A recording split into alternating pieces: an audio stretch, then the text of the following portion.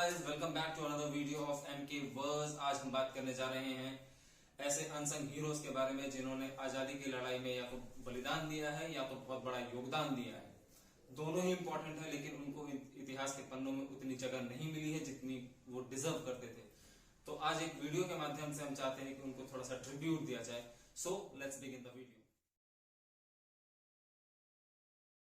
इस लिस्ट में पहले हीरो का नाम है खुदीराम बोस। साल था 1908 और तारीख थी 11 अगस्त की। इस दिन को देश के इतिहास में एक काला अध्याय माना जाता है, क्योंकि इस दिन को एक 18 साल के बच्चे को, मात्र 18 साल के बच्चे को देश के लिए लड़ने की वजह से फांसी की सजा सुना दी गई। 3 दिसंबर 1889 को बंगाल के मिदनापुर में जन्मे खुदीराम बोस ने अपने 9वीं कक्षा की पढ़ाई को छोड़ करके स्वदेशी आंदोलन में कूदने का निर्णय लिया। साल था 1905 जब बंगाल का विभाजन हुआ, और बंगाल के विभाजन होने की वजह से काफी सारे लोग उस आंदोलन में उतरे, और उन आंदोलनकारियों को एक जज जिनका नाम किंग्सफोर्ड था, उन्होंने काफी कठोर दंड दिया, जिस बात का गुस्सा खुदीराम बोस जैसे कई क्रांतिकारियों में पैदा हुआ, और खुदीराम बोस ने उस जज की हत्या करने की ठानी। 30 अप्रैल 1908 को किंग्सफोर्ड अपने घर से एक घोड़ा गाड़ी में निकलते हैं। कुछ ही दूर चलते ही थोड़ी सी 2 या 3 गली छोड़ करके उनके ऊपर हमला होता है एक बम से, और इस बम का धमाका न सिर्फ कलकत्ता में सुनाई देता है बल्कि पूरे इंग्लैंड, पूरे भारत और पूरे यूरोप में सुनाई देता है, और वहीं पर किंग्सफोर्ड की हत्या कर दी जाती है। और वहां से खुदीराम बोस और उनके साथी भाग निकलते हैं, लेकिन वैनी रेलवे स्टेशन पे उनको पकड़ लिया जाता है और उनको फांसी पे एक नहीं बल्कि 3 सुपर हीरोज या हीरोज हैं, बिनोय, बादल और दिनेश।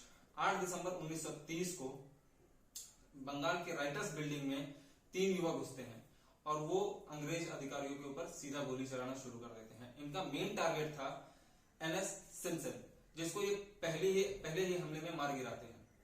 लेकिन धीरे धीरे जब मुठभेड़ आगे बढ़ती है तो इनको चारों तरफ से घेर लिया जाता है, जिसमें कि बादल गुप्ता ने पोटेशियम साइनाइड खा के तुरंत ही अपनी जान दे दी, और बिनोय और दिनेश ने एक दूसरे को पॉइंट ब्लैंक रेंज से गोली मार दी, जिसमें कि बिनोय की मौत तुरंत हो जाती है, लेकिन दिनेश बच जाता है और उसे अलीपुर जेल में ले जाकर के उसे फांसी दी। इसके तीसरे हीरो हैं बिरसा मुंडा जी। बिरसा मुंडा जी का जन्म 15 नवंबर 1875 को छोटा नागपुर, जो कि झारखंड का एक छोटा सा गांव है, वहां के एक किसान परिवार में हुआ था। 1897 से लेकर 1900 के बीच अंग्रेजी सरकार और बिरसा मुंडा के बीच काफी सारे युद्ध होते रहे। उनके चाहने वाले और उनके सहयोगियों ने मिलकर काफी बार अंग्रेजी सरकार को अलग अलग जगहों पर हरा के दिखाया।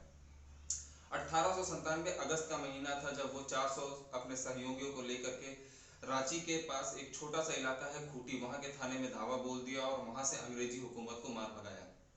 बिरसा मुंडा शायद इतिहास के इकलौते ऐसे महापुरुष होंगे जिन्हें उनके जीवन काल में ही महापुरुष का दर्जा मिल गया था, और उन्हें लोग, उनके चाहने वाले लोग या उनको जानने वाले लोग उन्हें धरती बाबा के नाम से भी जानते हैं। इसमें चौथे नंबर पे आती हैं लक्ष्मी सहगल जी। 1998 में पद्म विभूषण से सम्मानित लक्ष्मी सहगल जी का जन्म 24 अक्टूबर 1914 को एक तमिल परिवार में हुआ था। द्वितीय विश्व युद्ध के दौरान वो सुभाष चंद्र बोस के आजाद हिंद फौज में शामिल हो गई थी, और आजाद हिंद फौज के रानी झांसी रेजिमेंट में वो काफी सालों तक सक्रिय रही। 4 मार्च 1946 को उनको ब्रिटिश सरकार ने गिरफ्तार कर लिया और बाद में रिहा भी कर दिया। 1947 में उन्होंने कर्नल प्रेम कुमार से विवाह किया और ताउम्र गरीबों के इलाज और उत्थान में लगी रही। साल 2012 में 98 वर्ष की लंबी आयु में उनकी मृत्यु हो गई। हमारे पांचवें हीरो का नाम है पोट्टी श्रीरामुलु। पोट्टी श्रीरामुलु जिन्हें अमरजीवी, आंध्र केसरी और आंध्र प्रदेश का जनक भी कहा जाता है, उनका जन्म 16 मार्च 1901 को मद्रास प्रेसिडेंसी में हुआ था। पोट्टी श्रीरामुलु जी का जीवन 2 भागों में बटा हुआ है। पहला भाग जहां पे वो एक अद्भुत क्रांतिकारी, एक गांधीवादी नेता और देश की आजादी में लड़ने वाले सबसे बड़े नेताओं में जो कि दक्षिण से आते थे, उनमें उनका नाम शामिल है, और दक्षिण में उनको काफी लोकप्रियता भी हासिल है। और उनके जीवन का दूसरा भाग जो है वो आंध्र प्रदेश को मद्रास प्रेसिडेंसी से अलग करने के लिए अनशन के रूप में जाना जाता है, जो कि 58 दिन लंबा अनशन चला था, और अंत में उन्होंने अपने अनशन को सफल बनाया था, आंध्र प्रदेश को एक अलग राज्य की मान्यता दिलाकर, और 58वें दिन ही उनकी मृत्यु भी हो गई थी। इस लिस्ट में छठे नंबर पे आते हैं सेनापति बापट। पांडुरंग महादेव बापट, जिन्हें सेनापति बापट के नाम से भी जाना जाता है, इनका जन्म 12 नवंबर 1880 को महाराष्ट्र के पारनेर जिले में हुआ था। साल 1920 में इन्होंने श्रमिकों के लिए एक आंदोलन किया और उसे बहुत बड़ी सफलता भी दिलाई। बाद में ये जाकर के सुभाष चंद्र बोस के फॉरवर्ड ब्लॉक से भी जुड़े और उसके महाराष्ट्र शाखा के अध्यक्ष भी रहे। इन्होंने अंडमान में काला पानी की सजा भोग रहे क्रांतिकारियों की रिहाई के लिए हस्ताक्षर अभियान चलाया डॉक्टर नारायण दामोदर सावरकर के साथ मिलकर के, और घर घर जाकर के लोगों से हस्ताक्षर भी करवाए। कई पत्रिकाओं में कई सारे लेख लिखे और भी बहुत सारी सभाएं की, जिसकी वजह से कुछ क्रांतिकारियों को वहां से मुक्ति भी मिली। सह्याद्री पर्वत पे बांध बनने के कारण मुलसी के निकट 54 गांव और उसके सारे खेत डूबने वाले थे, जिसके विरोध में बापट जी ने एक आंदोलन चलाया और उस आंदोलन को आगे चल के सफल भी बनाया। यही आंदोलन था जिसके वजह से उनको सेनापति का नाम मिला। 28 नवंबर सन 1967 को उनकी दुखद मृत्यु हो गई। नंबर 7 पे आती है राजकुमारी गुप्ता जी। राजकुमारी गुप्ता जी का जन्म 1902 में यूपी के बांदा जिले में हुआ था। आगे चल के उनका विवाह मदन मोहन गुप्ता जी से हुआ, जो कि पहले से ही गांधी जी और चंद्रशेखर आजाद जी से जुड़े हुए थे। इसलिए राजकुमारी गुप्ता जी के विचारों में गांधी जी और आजाद जी के दोनों के विचारों का बैलेंस देखने को मिलता है। काकोरी कांड होने से पहले तक राजकुमारी गुप्ता जी के बारे में किसी को कुछ भी नहीं पता था, यानी कि अंग्रेजी हुकूमत को उनके बारे में कोई नॉलेज नहीं थी। लेकिन काकोरी कांड में सारे हथियार और सारी इंपॉर्टेंट इंफॉर्मेशंस वो सारी की सारी राजकुमारी गुप्ता जी ने ही चंद्रशेखर आजाद जी को और उनके सारे सहयोगियों को पास करी थी। काकोरी कांड के बाद उनको गिरफ्तार कर लिया गया और ससुराल वालों ने उनसे सारे रिश्ते नाते तोड़ दिए और वीर भगत नाम के एक अखबार में उन्होंने ये खबर छपवा दी कि राजकुमारी गुप्ता से उनके ससुराल वालों का कोई रिश्ता नहीं है। इसके बावजूद भी वो डिगी नहीं, रुकी नहीं और भारत की आजादी में अपना सहयोग देती रही। हमारे अगले योद्धा हैं कोमारम भीम।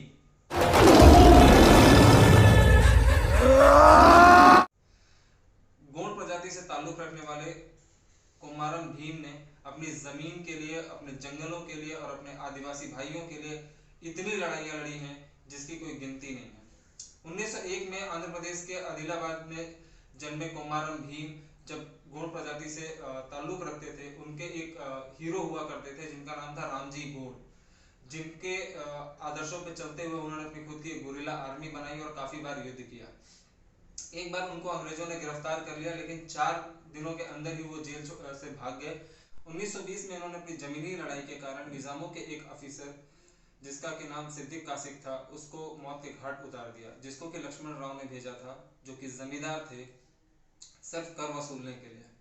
इस हत्या के कारण उनको अंग्रेजी अफिसरों ने गिरफ्तार करके जेल में डाल दिया, लेकिन उसको ज्यादा देर तक वो जेल में रख नहीं पाए।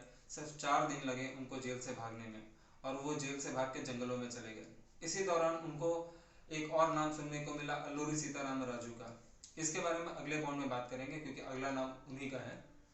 तो अल्लूरी सीताराम राजू का नाम सुनते ही और उनके बारे में जानते हुए उनसे काफी प्रभावित हुए और उन्होंने अपनी खुद की एक आर्मी बनाई और उस आर्मी के थ्रू आदिवासियों के लिए, गोंड प्रजाति के लिए उन्होंने अंग्रेजों से और निजामों से काफी सालों तक लड़ाई। इस लिस्ट में जो आखिरी नाम है वो है अल्लूरी सीताराम राजू का। वैसे आपने पिछले पॉइंट में उनका नाम सुन ही लिया और मैंने पहले बोल दिया कि उनके बारे में ही अगले पॉइंट में हम बात करने वाले हैं। One of the greatest freedom fighters में नाम आता है अल्लूरी सीताराम राजू का। 4 जुलाई 1897 को विशाखापट्टनम में जन्मे अल्लूरी सीताराम राजू को दक्षिण भारत में शायद ही कोई ऐसा होगा जो कि नहीं जानता होगा। उनकी प्रसिद्धि पूरे दक्षिण भारत में एक अलग ही लेवल पे है। सीताराम राजू के साथियों में एक नाम आता था वीरैया दौरा का। वीरैया दौरा का अपना एक अलग ही संगठन था और वो उस संगठन के लीडर भी थे और वे बार बार अंग्रेजों से गुरिल्ला युद्ध करते रहते थे। एक बार की बात है, वीरैया दौरा को अंग्रेजों ने गिरफ्तार कर लिया और इस पॉइंट पे सीताराम राजू ने अंग्रेजी अफसरों को एक चिट्ठी लिखी जिसमें ये क्लियर लिखा कि आप में अगर दम है तो रोक लो, मैं वीरैया दौरा को आपकी जेल से छुड़ा के लेके जाऊंगा। और दिन दहाड़े वे अपने साथियों के साथ जेल में घुसे और वीरैया दौरा को छुड़ा के ले गए और पूरी की पूरी अंग्रेजी हुकूमत सिवाय मुंह ताकने के और कुछ नहीं कर पाई। 1922 से 24 के दौरान उनके ऊपर 10,000 रुपए की इनामी राशि घोषित की गई थी। उस जमाने में 10,000 रुपए की वैल्यू बहुत ज्यादा होती थी। अंग्रेजी सत्ता जो सीताराम राजू के नाम से कांपती थी, लिटरली वो उनसे इतना डरते थे कि उनके जंगलों में वो उन्हें ढंग से खोजने भी नहीं जाते थे। नल्लामलई की पहाड़ियों में उनको बहुत दिनों तक खोजने की कोशिश की जाती रही, लेकिन वे कभी मिले नहीं। ऐसा कहा जाता है कि 7 मई 1924 को एक अंग्रेजी अफसर ने उन्हें जंगलों में अकेला भटकता हुआ देख लिया, लेकिन वो उसे ठीक से पहचान नहीं पाए क्योंकि दाढ़ियां बढ़ी हुई थी, बाल बढ़े हुए थे, तो वो ठीक से पहचान नहीं पाए। लेकिन उस अफसर को एक शक जरूर हुआ था, और जिस शक की वजह से उसने कई सारे, एक दो ने कई सारे सैनिकों को बुलवा करके उनके पीठ पीछे से उन पर गोली चलाई। और बाद में जब उनसे जाके पूछा गया तब उन्होंने कहा कि हाँ, मैं ही सीताराम राजू हूँ, और उनको पेड़ से बांध के भून दिया गया। आप सोच के देखो कि उनसे अंग्रेजी हुकूमत कितना डरती थी कि एक निहत्थे आदमी को पेड़ से बांध के गोलियां चलानी पड़ी। आज के वीडियो में मैं आपको लाइक, शेयर, सब्सक्राइब करना नहीं बोलूँगा, लेकिन अगर हो सके तो इन योद्धाओं को याद करते हुए अपनी नम आंखों से इनको एक बार श्रद्धांजलि जरूर दे देना। ये हमारे वीडियो के लिए बहुत बड़ा काम होगा। Thank you very much. मिलते हैं अपने अगले वीडियो।